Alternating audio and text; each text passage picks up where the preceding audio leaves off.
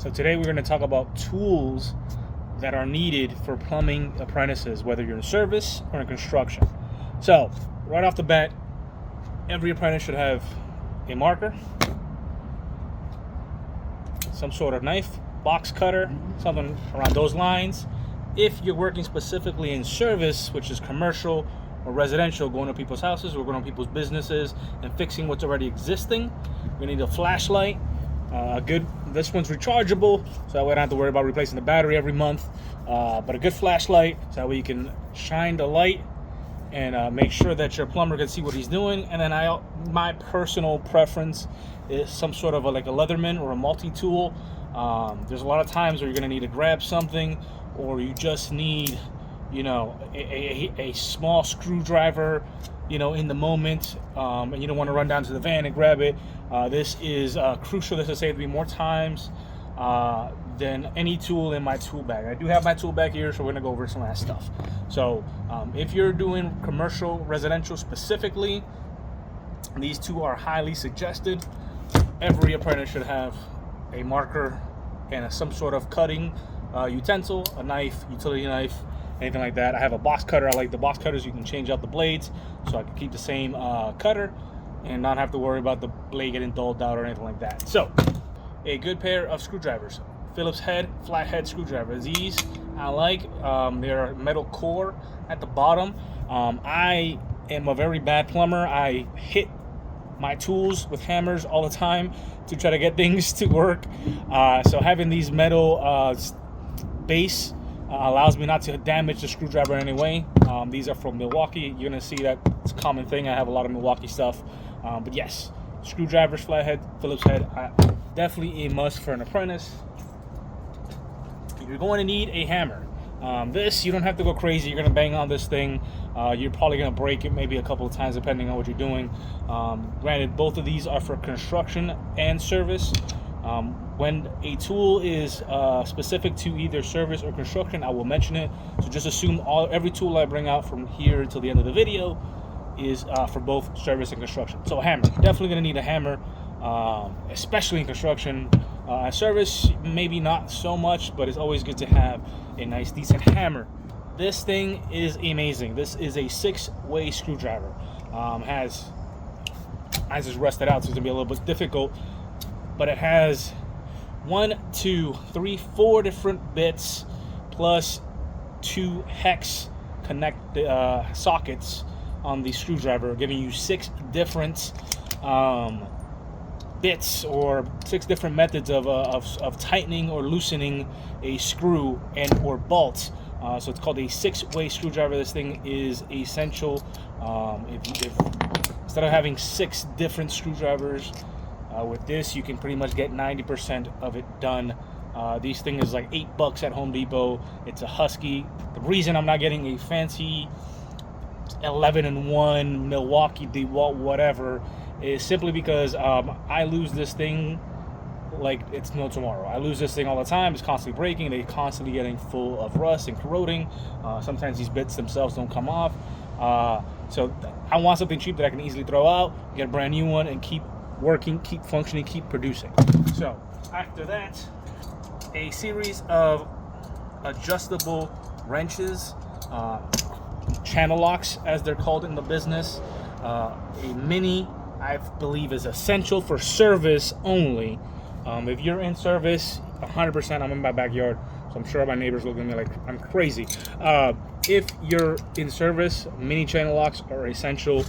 In construction, a nice decent pair of channel locks. They sell a kit which brings a small, medium, and large.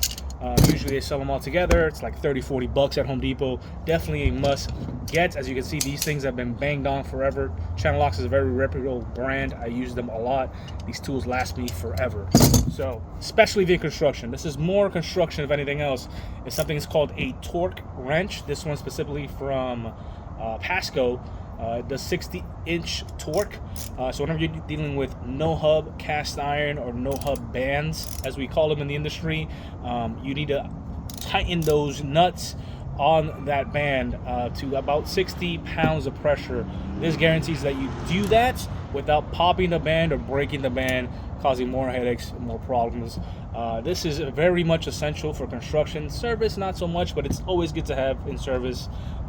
Most of the times we're going to be replacing what's there with something new, with a Fernco or something like that. Not saying you don't use this in service. I've used it plenty of times in service, but I don't think it's an essential for a service guy, but definitely for construction. If you're into construction, you're going to need this. Crescent wrenches. I have this big boy. They have a small one and a big one. Excuse me. I've seen a lot of people with the small one and the big one. Crescent wrenches, very much essential for both construction and service. This wrench right here, it has these smooth jaws. It has the smooth connectors, so that way you can grab onto something and not risk breaking it. So in service, that's very important because there's a lot of chrome plated and a lot of nice finish, stainless steel finish, so on and so forth, that you don't want to mess up. This is going to make sure you don't mess it up. And in construction, there's going to be a lot of like big hexagonal bolts or screws or connectors that having a big crescent wrench is going to do you a lot better than a channel lock, which you're going to strip and possibly damage that nut, which we don't want. That's not the professional way of doing things. Next up on the list, I call this a jab saw. I've seen people call it a keyhole saw. There is a bunch of different names for this, but essentially, if you're cutting into drywall at any point, you're going to want to use this tool. This tool is going to make sure that if there is something behind the wall, you do as least amount of damage as possible, as opposed to using something like a multi-tool or a sawzall. If there's a pipe behind that wall and you're using a sawzall, before you even notice, you're already going to have the entire pipe cut, if not in half, completely in pieces. So this is going to prevent that from happening as much as possible. You still might cut it up, but it's going to be a lot less damage with this. This is more, I believe this is more for like a service technician, but I have seen guys in construction use this as well. Very, very important. Next up is a mini hacksaw. In construction, I know there's some guys that like to have the big hacksaw. I think if you're one of those guys, you're old and not with the time. Pretty much every single plumber I know out there has a one of those battery operated sawzalls or battery operated hacksaws. So the only real person that would ever need that is some guy who wants to punish his apprentices by making them cut 6-inch PVC with a manual hacksaw. And if you're that guy, bro, please consider them. Please consider them, okay? They did it to me. I freaking hated it, but whatever. Besides the point, a mini hacksaw for service, I think this is monumentally important. You need one of these, especially when you're dealing with toilets and you want to cut those Johnny bolts. This is how you're gonna do it. You're gonna make it professional, you're gonna make it look clean, and you're gonna make sure that the next guy that goes behind you is gonna be able to take off those Johnny bolts and reuse them if possible, as opposed to using a bolt cutter. I know you guys do it, shame on you. The next up on my list is a level. This is crucial for construction and for service too. I like to say it's crucial for service. We want to make sure our pipes and everything is nice and level and square. Again, we're professionals here. We got to make it look good. So I have a regular torpedo level. This is an Empire level from Home Depot. Once again, I get pretty much everything from Home Depot. This is maybe 18 bucks, not too crazy. But this thing right here is the shit, okay? This is a little mini level from Milwaukee. Has magnets as well, has ridges at the bottom so you can put it on top of pipes. There's times where you have to cut a short piece of either cast iron or PVC and you're not able to get an entire level on that piece to make sure it's pitching correctly. This thing right here came in clutch and has helped me plenty of times to ensure that the pipe is pitching correctly no matter the length of the pipe. This is monumental right here. A good tape measure. I was looking for my 25 footer. I have one in my van. I just don't know where it's at. But for service, I think you can get away with a 16 footer. It's very rare that you're going to be dealing with any sort of piping that is longer than 16 feet. And if you are, there's going to be multiple connections between those points. I've done 90% of my service work with the 16-foot level tape measure, and I haven't had a problem since. But I also do have a 25-foot tape measure because there's times where I have to do a remodel or a repipe, and that 25-foot tape measure is going to be super important in that aspect. If you are in construction, get a 25-footer. If you're in service, I think you can get away with a 16-footer. So a pipe wrench, I think this is crucial for both service and construction, you need a pipe wrench. This is an aluminum pipe wrench, so it makes it a little easier for us to be able to work with this. It's a little lighter. This one specifically is from Husky from Home Depot, relatively cheap. I think it was like 18-20 bucks.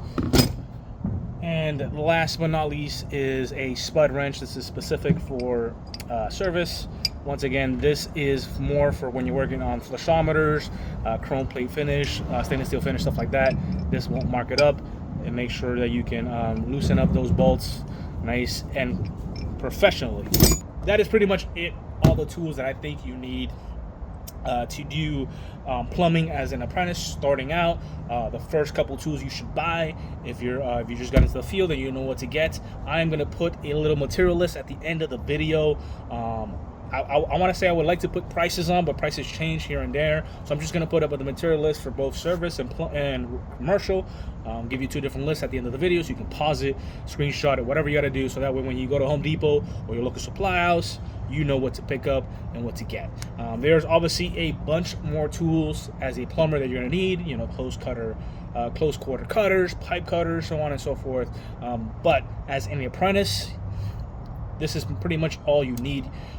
Your plumber should be providing you with a pipe cutter.